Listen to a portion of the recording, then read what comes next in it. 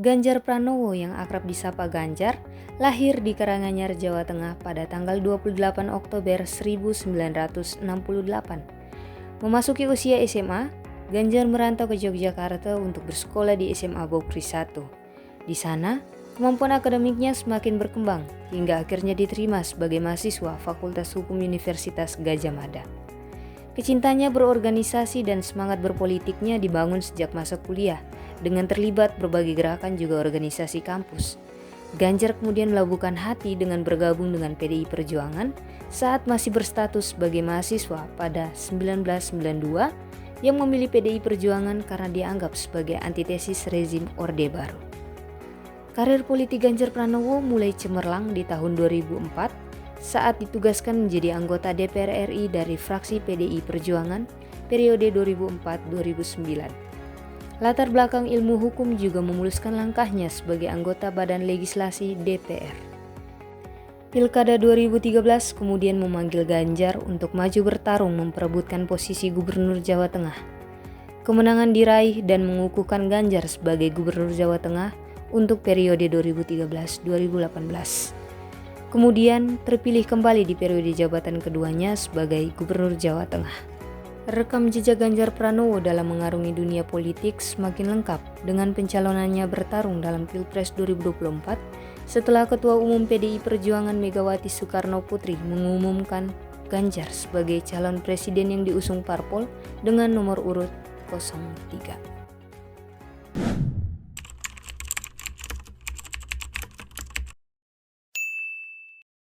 Ganjar Pranowo, Gubernur Jawa Tengah, telah merawat ketokohannya dengan berbagai cara. Salah satunya adalah dengan menjadi sosok yang terbuka dan berkomunikasi dengan masyarakat serta tokoh masyarakat, tokoh agama, dan tokoh adat secara langsung ketika ia turun ke daerah-daerah. Dia sering berinteraksi dengan warga, mendengarkan masukan mereka, dan juga memberikan solusi atas berbagai permasalahan yang dihadapi. Selain itu juga, dia juga aktif dalam memanfaatkan media sosial untuk menyampaikan informasi dan berdialog dengan masyarakat secara langsung melalui dua akun di platform Instagramnya, yakni yang pertama @ganjar_pranowo yang terkesan formal dan akun yang kedua yaitu @jajang_ganjar yang bersifat lebih personal. Ini membantu menjaga citra dan ketokohannya sebagai pemimpin yang peduli dan responsif terhadap kebutuhan masyarakat. Ganjar dalam kelembagaannya dimulai ketika ia tamat kuliah. Ia bekerja di lembaga konsultan di PT Perkasa Jakarta. Dalam karir politiknya dalam lembaga negara, ia bergabung dalam Partai PDI Perjuangan. Selanjutnya, ia terpilih menjadi anggota DPR tahun 2009 sampai tahun 2014. Dia juga aktif di Komisi 2 yang membidangi persoalan hukum. Selanjutnya, ia terpilih menjadi Gubernur Jawa Tengah untuk 2 periode yaitu tahun 2013 dan tahun 2018. Pada pemilu tahun 2024, Partai PDIP mencalonkan dirinya sebagai calon presiden nomor urut 3. Dengan bergabung di lembaga-lembaga tersebut dapat menjadi sebuah kekuatan untuk Ganjar untuk mendapatkan suara pada saat pemilu 2024. Ia sendiri mendapatkan suara sebanyak 7,8 juta di Jawa Tengah. Nah, itu menunjukkan bahwa saat menjabat sebagai gubernur, Ganjar secara tidak langsung sudah mengambil hati masyarakatnya. Ganjar Pranowo sering dikenal karena pendekatannya yang merakyat atau belusukan dengan masyarakat. Dia memahami masyarakat dengan cara mendengarkan aspirasi mereka secara langsung, mengadakan dialog, dan berinteraksi secara aktif dengan berbagai lapisan masyarakat. Ganjar juga sering menggunakan pendekatan dengan gaya hidup sederhananya yang sering berpakaian informal dan menyukai jajanan pinggiran jalan. Selain itu, kehadiran Ganjar di berbagai media sosial memungkinkannya untuk terhubung dengan masyarakat secara lebih luas dan mendapatkan pemahaman yang lebih mendalam tentang berbagai isu yang sedang dihadapi maupun yang telah dihadapi oleh masyarakat. Menjelaskan mengenai bagaimana Bapak Ganjar Pranowo menyusun pesan persuasif dan bagaimana kategori pesannya. Untuk Bapak Ganjar Pranowo dan timnya dalam menyusun pesan persuasif tentu tidak terlepas dari konteks sosial, budaya, dan politik di Indonesia serta menggunakan data dan riset untuk memastikan pesan yang disampaikan dapat diterima dengan baik oleh masyarakat dan mudah untuk dicerna. Mereka juga memperhatikan gaya komunikasi yang mudah dan ramah, serta agar pesan tersebut dapat mencapai target audiens dengan efektif. Juga menggunakan beberapa kategori pesan, di antaranya adalah pesan kebijakan, yaitu pesan yang berfokus pada kebijakan atau program-program yang diusulkan atau dijalankan oleh Bapak Ganjar Pranowo dan pemerintahannya. Pesan ini berisi penjelasan tentang tujuan kebijakan, manfaatnya bagi masyarakat, dan langkah-langkah yang akan diambil. Lalu ada juga pesan pribadi, di mana Bapak Ganjar Pranowo menyampaikan pesan yang lebih personal dengan mengenai nilai-nilai dan visi misi sebagai pemimpin secara lebih personal, lebih pribadi. Lalu pesan kebersamaan yang menekankan pentingnya kolaborasi dan kerjasama antar pemerintah dan masyarakat. Pesan kebersamaan ini seringkali digunakan untuk mengajak masyarakat Jawa Tengah untuk bersama-sama membangun provinsinya demi bersatu, demi mencapai tujuan bersama, yang digunakan sebagai alat kampanye ketika beliau mencalonkan diri. Lalu pesan kepemimpinan yang menyoroti kualitas kepemimpinan Ganjar Pranowo seperti nilai kebenaran, keberanian, keadilan, dan keberpihakan kepada rakyat. Pesan ini bertujuan memperkuat citra Ganjar sebagai pemimpin supaya dapat diandalkan dan dihormati. Lalu ada pesan edukasi yang bertujuan untuk memberikan pemahaman yang lebih baik kepada masyarakat mengenai isu-isu penting, kebijakan pemerintah, atau cara-cara untuk meningkatkan kesejahteraan.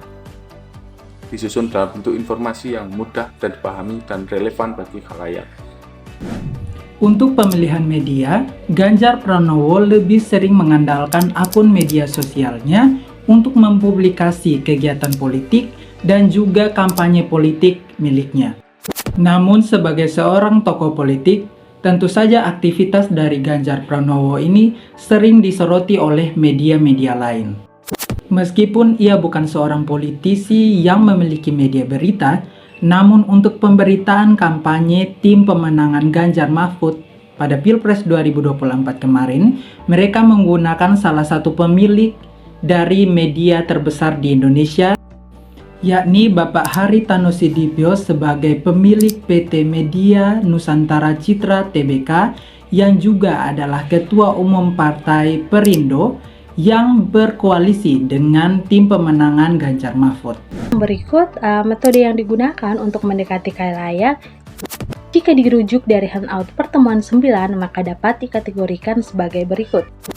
Yang pertama, komunikasi massa sering digunakan melalui pemberitaan di berbagai media cetak maupun elektronik, dan juga ramai di media sosial bahwa Ganjar sering mengadakan belusukan ke masyarakat, yang mana metode ini membuat khalayak percaya bahwa Ganjar Pranowo adalah seorang pemimpin yang sangat peduli terhadap rakyat kecil.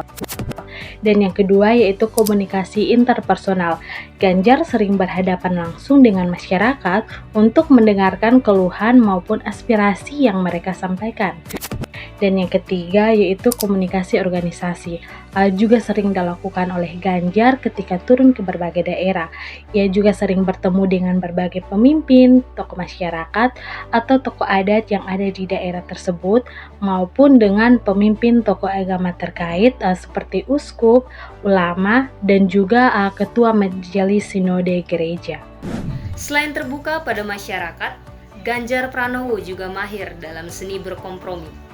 Ia sangat tegas dan kritis dalam menghadapi isu-isu dan masalah-masalah politik yang terjadi di Indonesia dengan mementingkan kepentingan rakyat, seperti yang dilakukannya dalam sebuah acara yaitu Idea Fest Lead the Lead di Jakarta Convention Center pada 30 September 2023. Ganjar menegaskan bahwa dirinya siap bekerja sama dan berkompromi dengan siapapun dalam berpolitik untuk membangun Indonesia ke depan. Hanya saja, ada beberapa pihak yang tidak bisa dia ajak kompromi, di antaranya yaitu para koruptor. Ganjar juga dikenal dalam kelompoknya, yakni Partai PDI Perjuangan, karena kerendahannya dan keinginannya untuk tetap terhubung dengan akar-akarnya dan tetap menghargai serta tunduk pada para pimpinan partainya. Nah, itulah beberapa strategi komunikasi politik oleh Ganjar yang kelompok kami dapat paparkan kepada teman-teman semuanya. Sekian dan terima kasih.